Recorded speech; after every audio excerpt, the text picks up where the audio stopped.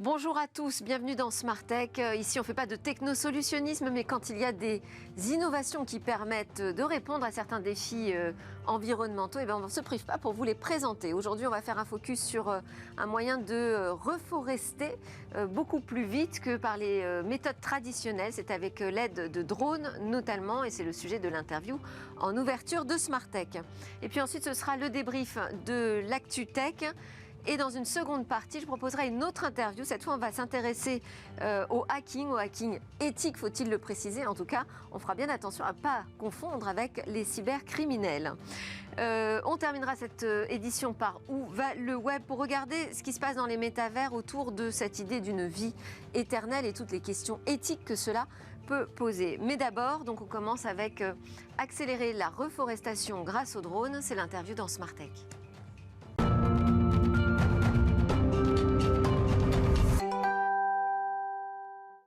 C'est le jeudi, le jour du débrief de l'Actu Tech dans Smart Tech.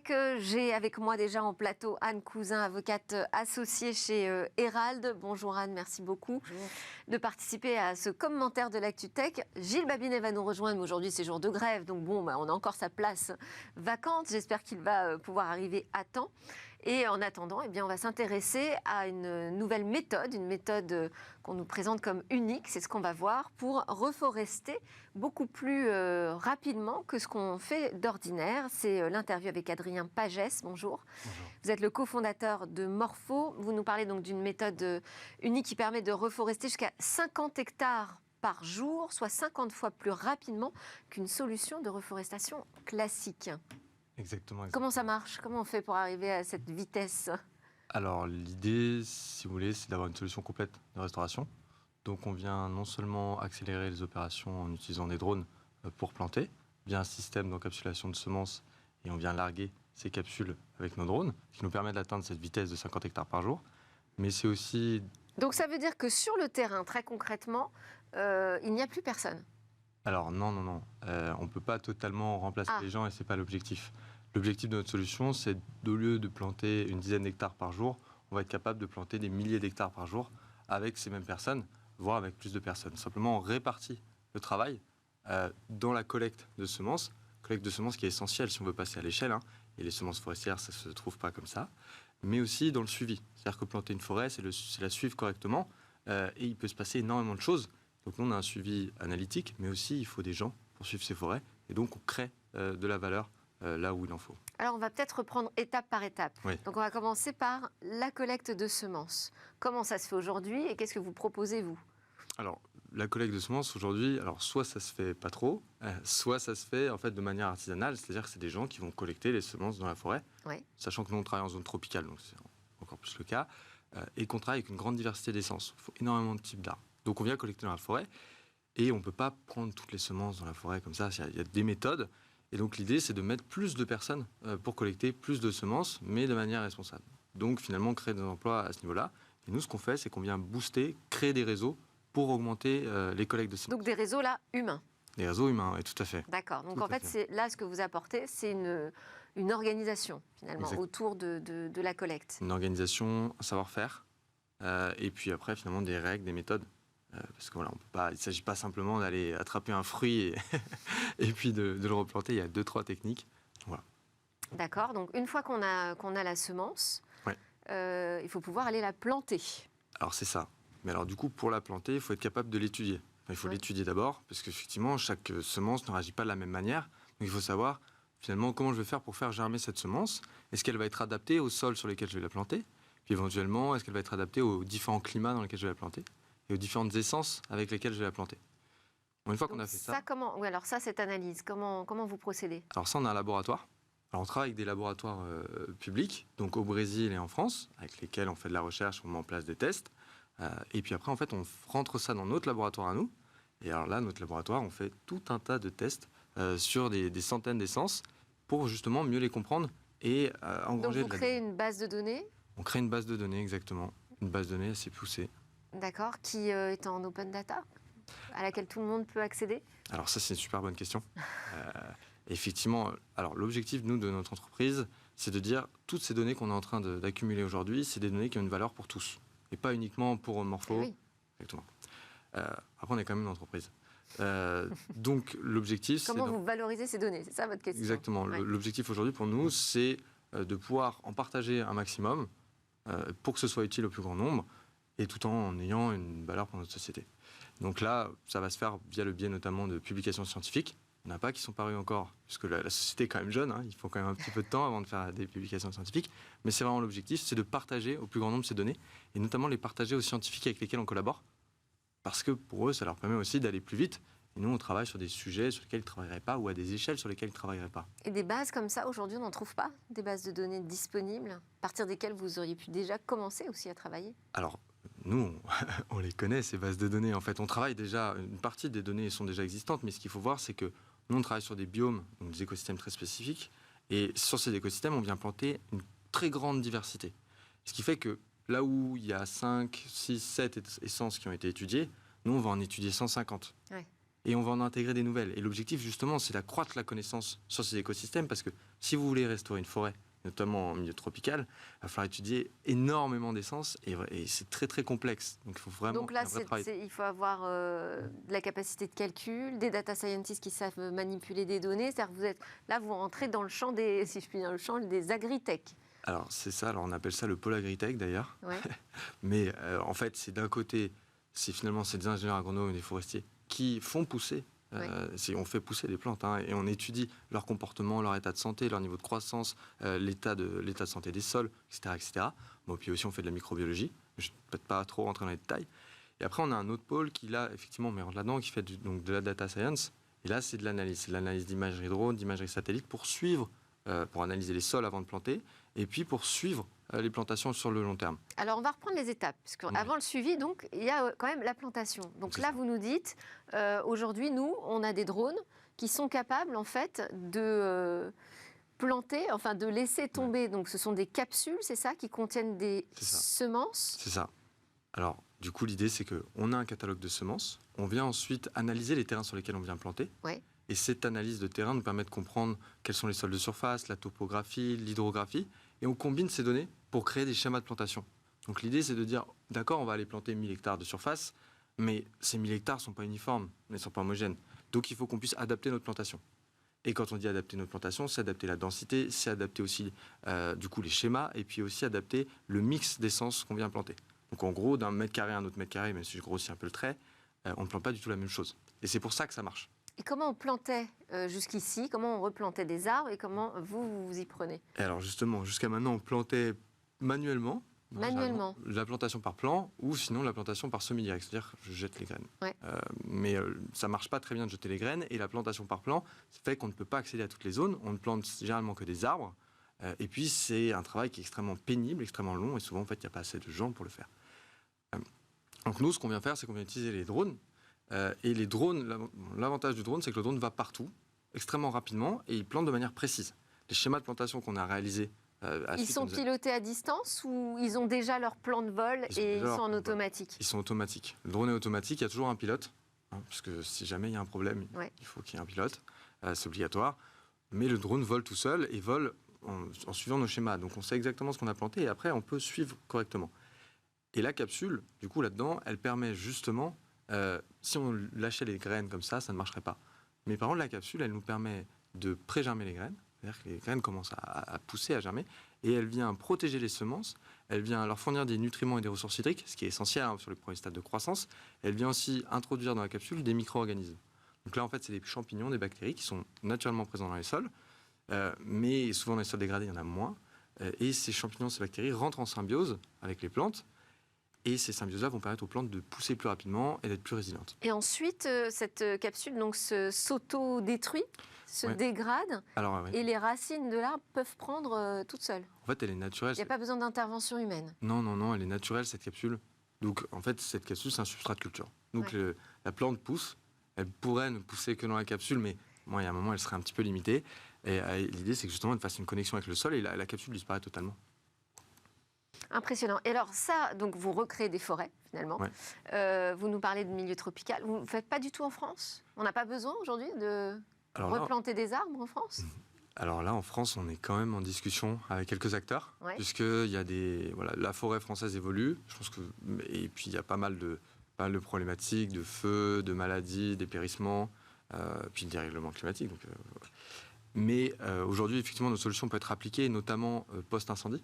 Parce que là, on peut intervenir extrêmement rapidement, sachant que c'est des moments On a vu que l'été dernier... Exactement, où il faut planter en fait, dans ces moments-là. Donc nous, on peut intervenir à ce moment-là. On peut intervenir aussi pour justement diversifier nos forêts. Des forêts de monoculture, on peut rajouter des essences qui seront adaptées. Mais alors pour le faire, qu'est-ce qui vous manque ?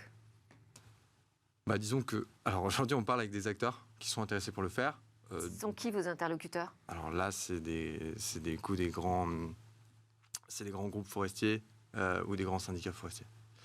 Mais c'est vrai qu'on a eu un gros focus sur les zones tropicales. Et je dirais la discussion, ça tourne autour de quoi du coup ? Alors non, pas forcément. C'est plutôt que finalement, avant de mettre en place un projet, il faut réaliser toutes les analyses que j'ai pu évoquer auparavant. Et qu'aujourd'hui, nous, on est très concentrés sur les zones tropicales parce que les enjeux sont essentiels dans ces zones-là. Donc c'est plutôt de votre côté que ça peut prendre du temps, c'est-à-dire c'est une question c'est plutôt de notre côté, c'est un choix d'adaptation finalement en fait, c'est un choix de priorité. Ouais. C'est-à-dire que nous, notre solution, elle est conçue pour aller sur n'importe quelle zone dans le monde. On a aussi fait des tests pour des zones sahéliennes, on nous a proposé des projets au Sénégal, donc finalement à Madagascar. Donc finalement, on peut aller n'importe où, mais il ne faut pas, courir tous les lièvres en même temps. Et donc, faut faire attention.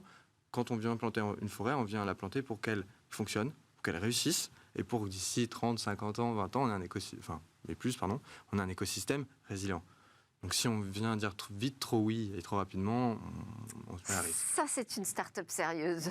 Merci beaucoup. Je ne sais pas si Gilles Babinet est arrivé et va pouvoir nous rejoindre pour le débrief, mais a priori, c'est le cas. Donc, juste avant, il y avait une question de Caroline Ricros, avec qui je travaille. Oui. Je vous propose qu'on écoute sa question. Oui, bonjour Monsieur Pagès. Moi, ma question, c'est reforester, c'est bien, hein, mais comment vous garantissez que vous ne participez pas seulement à la compensation écologique, qui en fait, finalement, est contre-productive pour favoriser l'écologie ? Que les jeunes arbres sont moins efficaces que les vieux. Alors ça, c'est tout à fait vrai. Il faut sauvegarder d'abord nos vieux arbres. Ouais. C'est extrêmement important. Mais alors ça, c'est lutter contre la déforestation. Ça, c'est un autre sujet, notamment pour la lutte contre la déforestation. En revanche, nous, là où on intervient, c'est-à-dire que nous, on vient planter des forêts dans des zones où, en fait, il n'y aurait pas eu de forêt sinon. Ces forêts, il faut bien les financer, et on les finance via des mécanismes directs ou via des mécanismes de contribution carbone. Là où, effectivement, ça pourrait être dangereux de faire ce genre de financement, c'est si on acceptait des financements d'entreprises qui n'avaient pas déjà entrepris une stratégie climat, c'est-à-dire une stratégie de baisse de leurs émissions et d'un objectif de zéro émission nette. Et surtout, si on disait, écoutez, on plante des forêts aujourd'hui, et ces forêts-là qui vont pousser pendant 30 ans vont capter un certain volume de carbone qu'on compense immédiatement. Et là, si vous faites ça, vous êtes dangereux. Ça, en revanche, c'est extrêmement dangereux. Par contre, nous, ce qu'on fait aujourd'hui... Oui, très rapidement, parce que... Ce qu'on fait aujourd'hui, c'est qu'on dit, en fait, on ne compense que ce qu'on a capté et ce qui a été vérifié, et on choisit des entreprises qui sont déjà dans une démarche de diminution de leurs émissions et de compensation, parce qu'il faut bien compenser une partie. On ne peut pas atteindre zéro, c'est impossible. Merci Adrien Pagès, encore une fois une réponse très sérieuse. Donc Adrien Pagès de Morpho, une deep tech à suivre. Et nous on enchaîne avec le reste de l'actualité tech que l'on va commenter ensemble.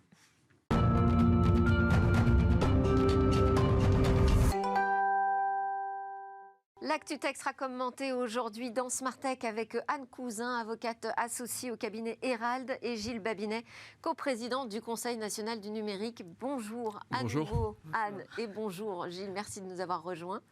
Et restez également en plateau Adrien Pagès qui nous a parlé de la reforestation à l'aide de drones, une reforestation accélérée. Start-up vraiment passionnante, donc Morpho, retenez ce nom.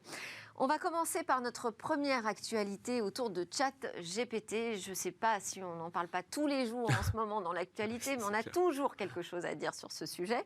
Et vous, Gilles Babinet, vous avez publié en l'occurrence une tribune dans Les Échos.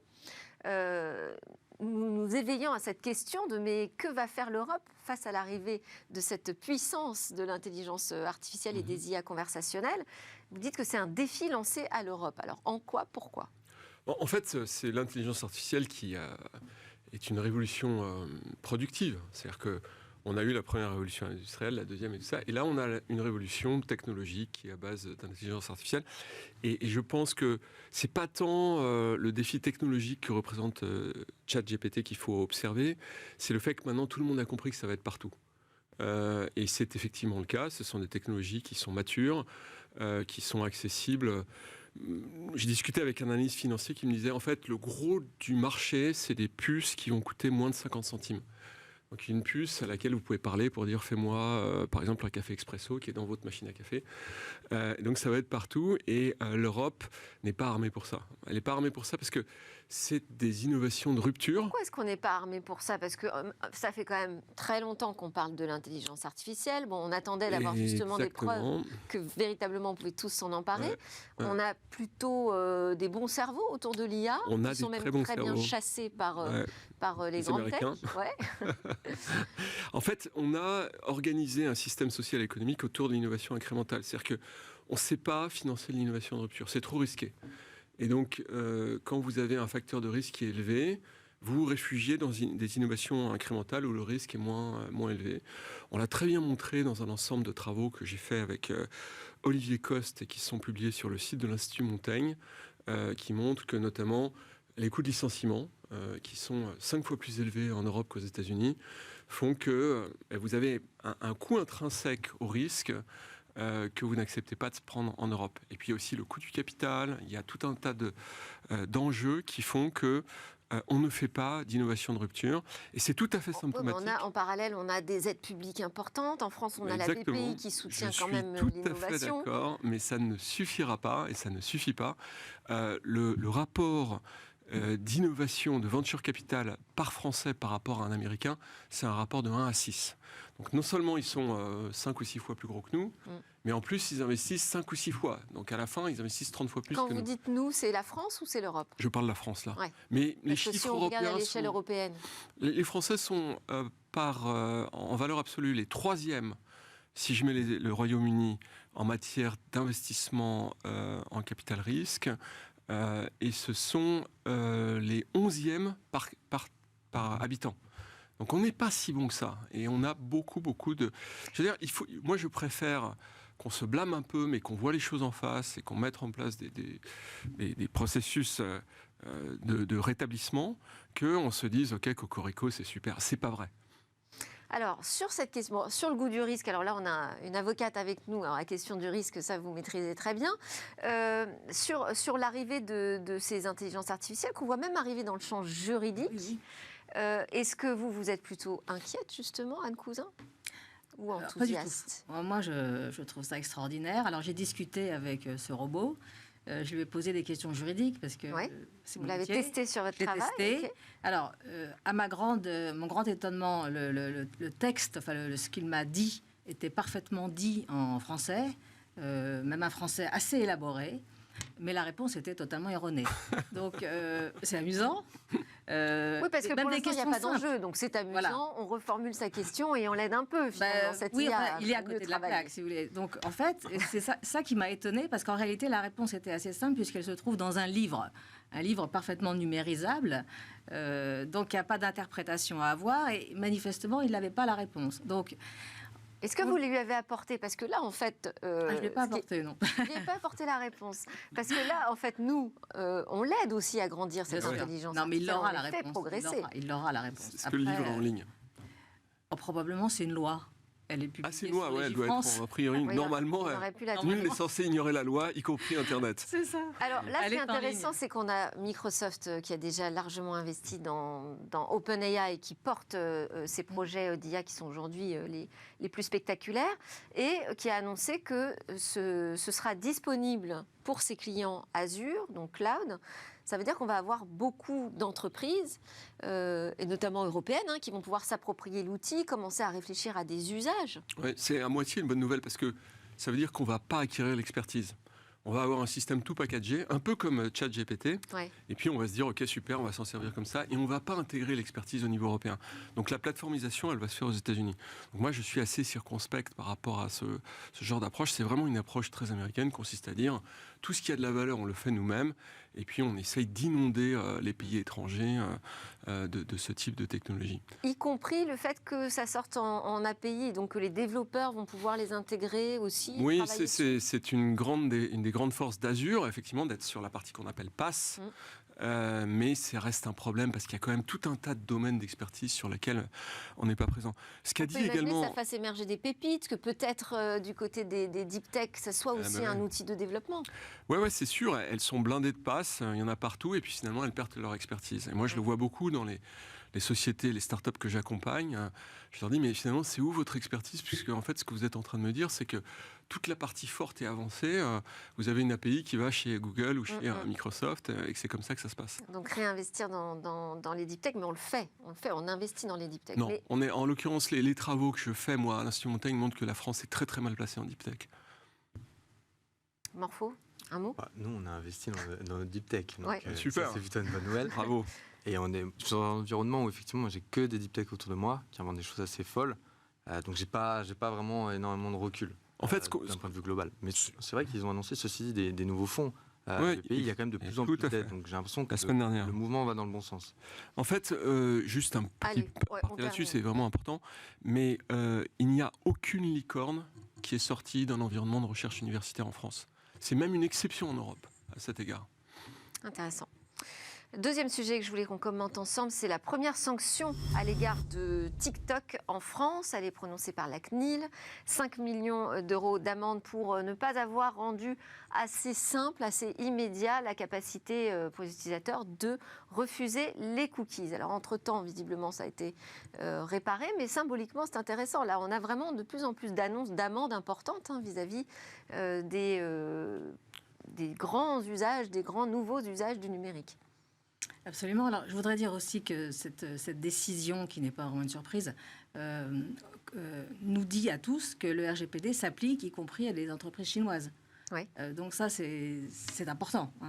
Ensuite, effectivement, TikTok a été pris la main dans le sac sur une question hyper simple, celle des cookies et de la facilité ou non qu'a l'utilisateur de les accepter ou de les refuser. Donc ils ont tous été pris la main dans le sac. Voilà, sur une question très simple. On n'est pas en train de poser des questions très complexes sur l'application du RGPD ou la protection des données personnelles. C'est vraiment simplissime.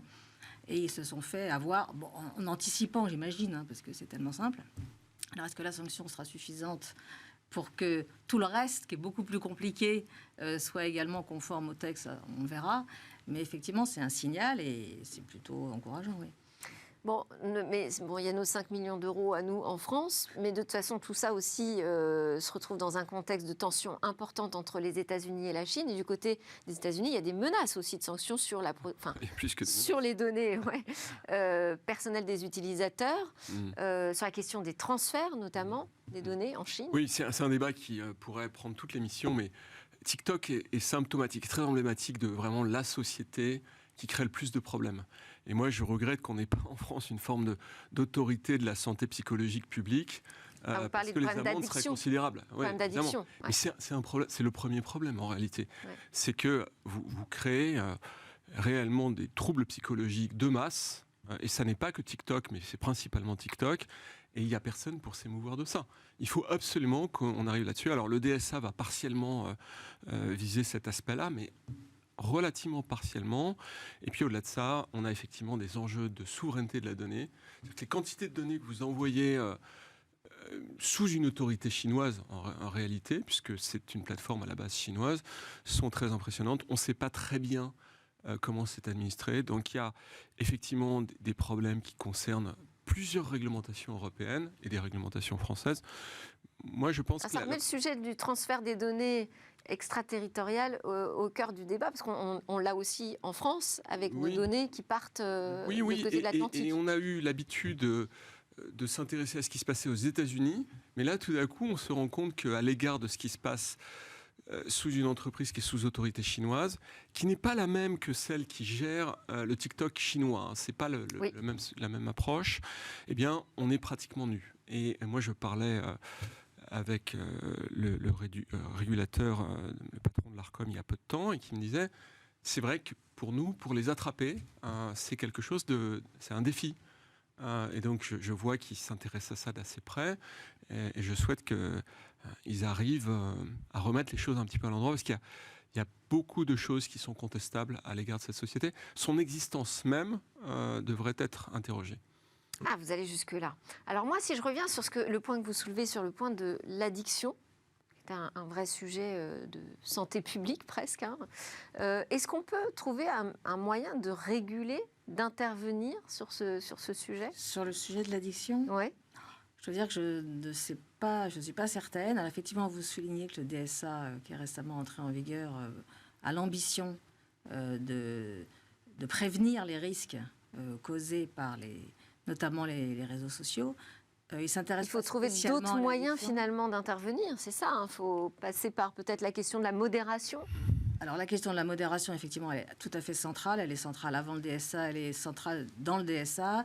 Est-ce que le moyen est juridique pour lutter contre l'addiction? Honnêtement, je vous pose la question, je ne suis pas sûre. Ouais. Hein. Oui, Quelles sont nos armes hein, l'éducation aussi, la sensibilisation des utilisateurs.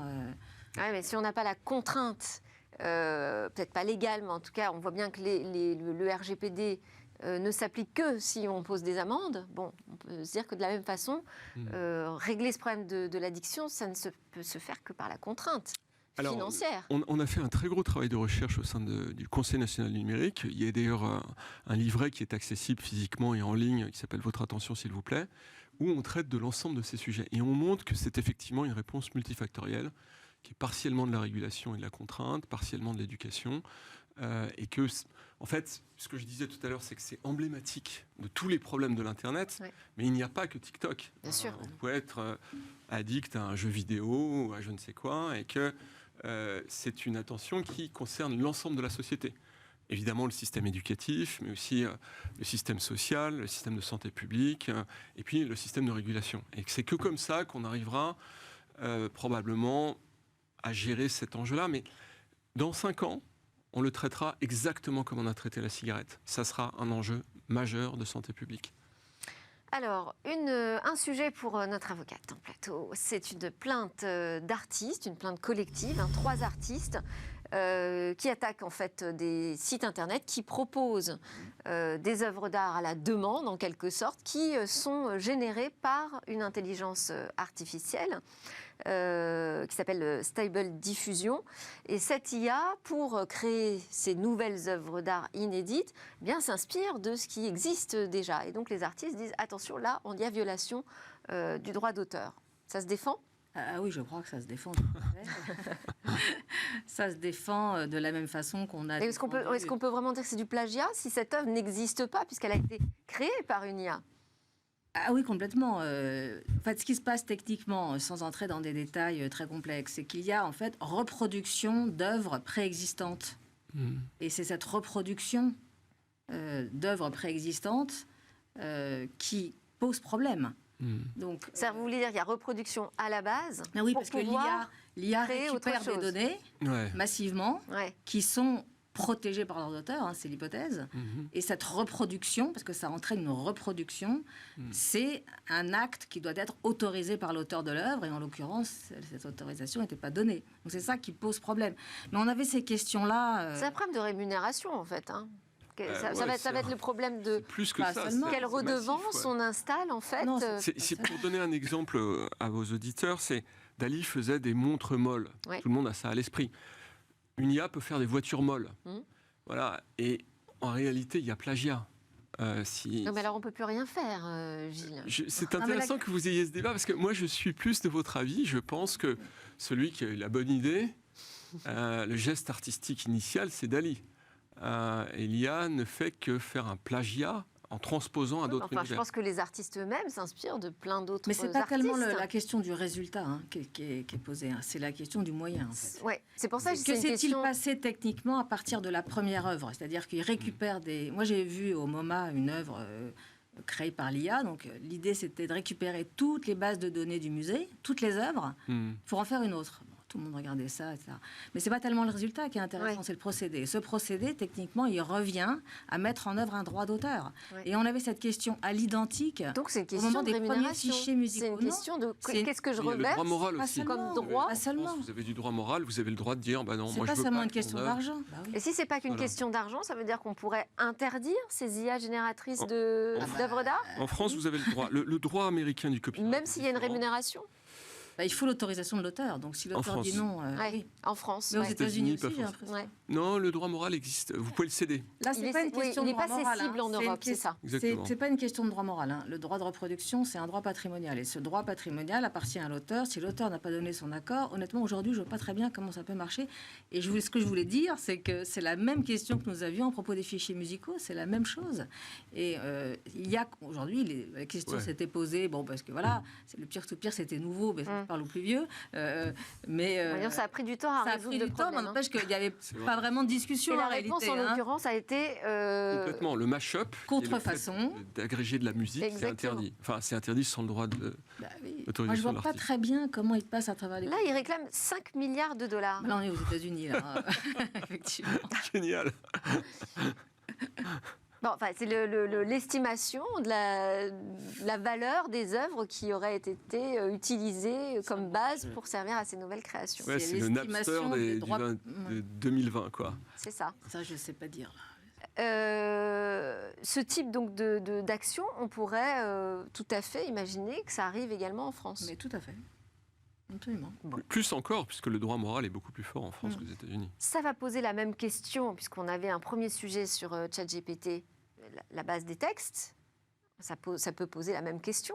Mais c'est tout à fait ça. D'ailleurs, hier, il y avait quelqu'un qui, sur mon fil Twitter, disait on a en France, enfin en Europe, on a quelque chose que vous connaissez bien, qui est le Data Act, qui couvre les enjeux de régulation de l'intelligence artificielle.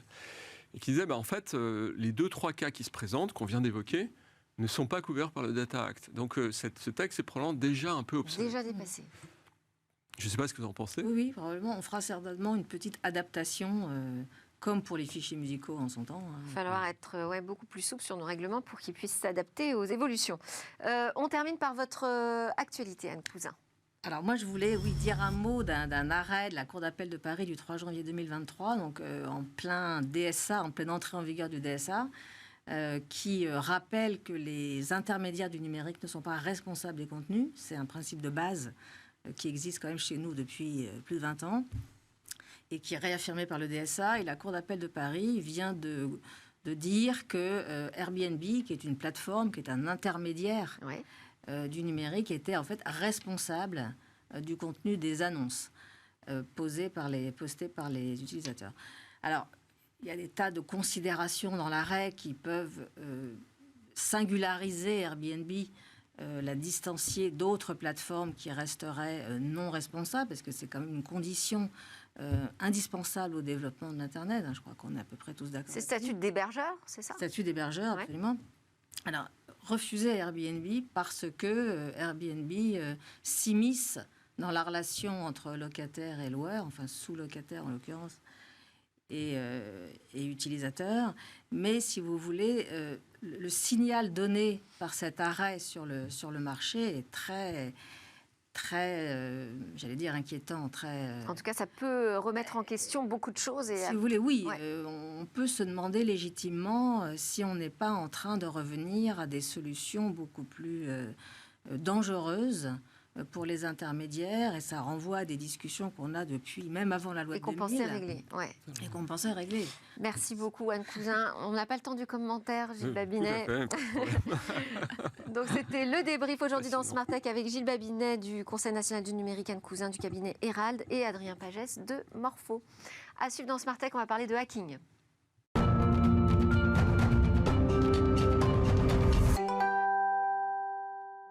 Vous voilà de retour sur le plateau de Smart Tech. Ici, on parle du numérique, d'innovation, de nouvelles technologies. Et puis, on va parler hacking, piratage, cybercriminalité. Parce qu'attention, ces trois mots ne sont pas des synonymes. Il ne faut pas les confondre. On en parle avec Victor Poucheret, directeur technique de BZ Hunt.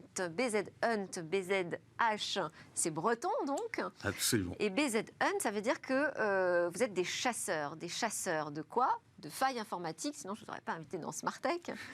Et surtout, cette start-up, elle a été créée dans la volonté de bien mettre en avant le travail des hackers, d'ailleurs on les appelle les hackers éthiques, qui sont au service de la protection, et de bien différencier avec les cybercriminels.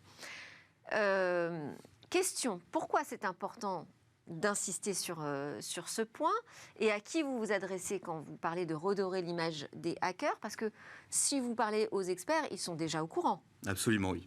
On essaie de s'agresser vis-à-vis alors à la fois vis-à-vis du grand public, mais également, je pense, vis-à-vis de tous les professionnels aujourd'hui. L'idée, c'est que le mouvement du hacking éthique, même du mouvement du hacking, c'est un mouvement qui remonte aux années 60 avec des passionnés qui essayent c'est la notion de bidouille qui viennent essayer de contourner et de dépasser les limites d'un système. C'est une image qui est positive, qui a toujours été historiquement positive, jusqu'à ce qu'on ait, on va dire, un amalgame avec cette notion de cybercriminalité. Le cybercriminel, aujourd'hui, c'est celui qui... Vous l'identifiez quand, là, ce moment où il y aurait eu un amalgame entre parce qu'il y a les black hats et les white hats. Bon, donc ça fait longtemps qu'on sait qu'on a deux communautés, hein, d'un côté les gentils, de l'autre côté les méchants, si je caricature. Quand est-ce qu'on a commencé à s'en mêler, là? Je pense dès qu'il y a eu une popularisation, on va dire, de la cybercriminalité et des clés médias, ou on va dire, pas les médias, mais le Hollywood. Je pense que Hollywood a joué une grande part du cliché du hacker à capuche, alors sur lequel on adore surfer. Mais à partir du moment où on donne cette image un petit peu mystique du cybercriminel, du hacker, on arrive directement dans un amalgame qui est assez difficile de décorréler. Et quand vous dites les professionnels, hein, qui est-ce qui doute de la qualité et de l'intérêt du hacking aujourd'hui? C'est professionnels, c'est les gens qui travaillent en entreprise et qui vont... se méfier des propositions des hackers, c'est ça? Alors tout à fait, oui, parce que ça reste quand même un métier qu'on n'a pas vraiment, qu'on a le droit de faire depuis assez peu de temps, on va dire, sur la partie vraiment hacking éthique en tant que citoyen. Aujourd'hui, même si le métier gagne en essor et en popularité, qu'il est de plus en plus accepté, ça reste quand même toujours assez conceptuel, on va dire. Aujourd'hui, vous demandez à un chef d'entreprise d'inviter des gens à essayer de rentrer chez lui, à essayer de le pirater, ça reste quand même, on va dire... ça peut être assez agressif dans un premier temps. En tout cas, il peut se poser la question, est-ce que j'ai affaire justement à un hacker ou à un cybercriminel? Parce qu'il faut quand même reconnaître qu'aussi, parfois, ce sont les mêmes personnes. Alors effectivement, il y en a qui ont fait le mauvais choix. Il y en a qui jouent des deux côtés de la barrière. Et aujourd'hui, en fait, on essaye de strictement séparer et réellement différencier le bien du mal, parce qu'on est sur une profession qui a une légitimité, qui a un savoir-faire extrêmement niché, avec un très haut niveau de compétences. Et il ne faut absolument pas laisser ternir l'image de la profession. Dans quel cadre aujourd'hui vous pouvez intervenir en entreprise pour leur proposer de tester la robustesse de leur système d'information? Comment c'est encadré en France? Alors, on préfère généralement intervenir dans un contexte préventif plutôt que curatif. Donc généralement, ça serait idéalement avant que la cyberattaque arrive, où effectivement on vient identifier les vulnérabilités, on s'introduit dans ces systèmes-là. On peut arriver malheureusement aussi en curatif quand c'est trop tard, le feu est déjà allumé. D'un point de vue juridique et légal, c'est assez amusant, on va dire, et c'est assez spécifique. La partie offensive, c'est une niche. Le juridique dans de l'offensif, dans de la cybersécurité, c'est une niche dans une niche dans une niche. Pour être très franc, on se fait accompagner avec des avocats spécialisés aujourd'hui, notamment Marc-Antoine Ledieu. Qu'est-ce qu'on a le droit de faire ou pas de faire? Alors, le contrat. Le contrat, c'est ce qui va définir et faire la différence. Et là, une fois de plus, je vole les mots de notre avocat, qui fait en fait qu'on ne tombe pas sur certains articles, on va dire, du code pénal en termes d'intrusion dans un système automatisé de la donnée. Et c'est cette notion de droit et de contrat qui nous autorise, on va dire, à travailler sur un périmètre. Après, effectivement, il y a toujours des modalités en fonction de l'environnement sur lequel on intervient, sur lequel, effectivement, on est extrêmement précautionneux et on travaille longtemps avec le client sur une phase de cadrage avant de réaliser la mission. On a une expertise en particulier en France là, sur ce sujet du hacking? Tout à fait. J'ai le plaisir de vous dire que la France est championne du monde de hacking éthique, de chasse à la faille. On a participé à un championnat en 2022 justement avec l'équipe de France sur l'une des plus grosses plateformes justement de hacking éthique. On l'a remporté. Qui s'appelle? C'est HackerOne qui l'a organisé pour la première fois. Et c'est une plateforme américaine? Absolument, oui, c'est une plateforme américaine. Il existe également plusieurs plateformes européennes. Je pense notamment à Yes We Hack, par exemple, sur le territoire français, mais qui couvre tout le territoire européen. Il y a Integrity également en Belgique, de mémoire. Alors, les plateformes comme Yes We Hack, justement, c'est intéressant parce que ça permet de créer des communautés, d'avoir une représentation officielle vis-à-vis des entreprises sur leurs interventions. On va peut-être rappeler comment ça fonctionne, Bien sûr. le bug bounty. Bien sûr. L'idée du bug bounty, c'est de rémunérer un hacker en fonction de la faille qu'il va trouver, qu'il va remonter. Alors bien sûr, une fois de plus, dans un périmètre, dans un contexte légal, normatif et cadré, sur lequel effectivement le client, donc l'entreprise, reste seul juge de si oui ou non une vulnérabilité est considérée comme étant valide et in fine de sa criticité. En fonction de cette criticité, un montant financier peut être accordé. Alors ça peut être effectivement purement pécunier, ça peut être également des points ou par exemple une chemise, un t-shirt. Bon, et alors BZ Hunt, vous vous organisez comment ? C'est quoi ? C'est une entreprise ? Absolument, Vous oui. proposez vos services aux entreprises ? Vous travaillez avec ces plateformes de bug bounty ? Tout à fait. Alors aujourd'hui, le cœur de métier, c'est le test d'intrusion, c'est le hacking éthique. Ouais. C'est de cette profession que l'on se défend et dont on souhaite toujours redorer l'image. Par contre, effectivement, je pense qu'on est une des premières, si ce n'est la première entité en France, à participer de manière compétitive à des événements qu'on appelle de live hacking events, sur lesquels on est invité avec une communauté assez fermée de chercheurs à participer à des compétitions sur une entreprise réelle, pendant par exemple 2 jours, 3 jours, 1 semaine, 1 mois. Eh ben, super, et là vous repartez donc pour la Coupe du Monde de hacking en 2023 Exactement. pour conserver le titre français. Merci beaucoup. Merci. Victor Poucheret de BZ Hunt, à suivre dans Smart Tech ou va le web. Merci. Eva va nous parler de la vie éternelle dans le métavers.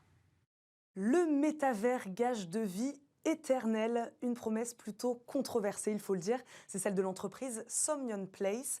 Elle développe depuis quelques mois un moyen de communiquer avec les morts. Et pour cela, rien de plus simple. Selon elle, il faut une bonne masse de données personnelles. Les fonctionnalités de Somnium Place devraient nous permettre de stocker les mouvements de nos proches, très clairement la manière dont ils parlent et leur niveau sonore, dont leurs doigts, bouche ou yeux bougent sous forme de données, et ensuite de les dupliquer pour en faire un avatar qui parle et sonne exactement comme eux et qui peut continuer à le faire donc bien longtemps après leur mort. L'objectif, de ne pas deviner que c'est une intelligence artificielle qui se cache derrière. Pour le fondateur, c'est tout un rêve qui se réalise. Il y a presque 5 ans, le père d'Arthur Sikov est frappé d'un cancer. Arthur se demande alors s'il n'existe pas un moyen pour entrer en conversation avec lui, même après sa mort. Les premiers avatars opérationnels sont prévus courant 2023. Encore faut-il convaincre de l'intérêt et de l'éthique du projet. C'était Smart Tech, merci à tous de nous suivre. Merci beaucoup Adrien Pagès aussi, du cofondateur de Morpho. On a découvert cette start-up Deep Tech dans la déforestation, enfin qui lutte contre la déforestation, je vais y arriver. Et vous, avec BZ Watch, on n'a pas eu le temps d'en parler, vous proposez vraiment des nouvelles solutions, Victor Poucheret de BZ Hunt, pour améliorer notre sécurité, notre cybersécurité. Je vous souhaite une excellente journée.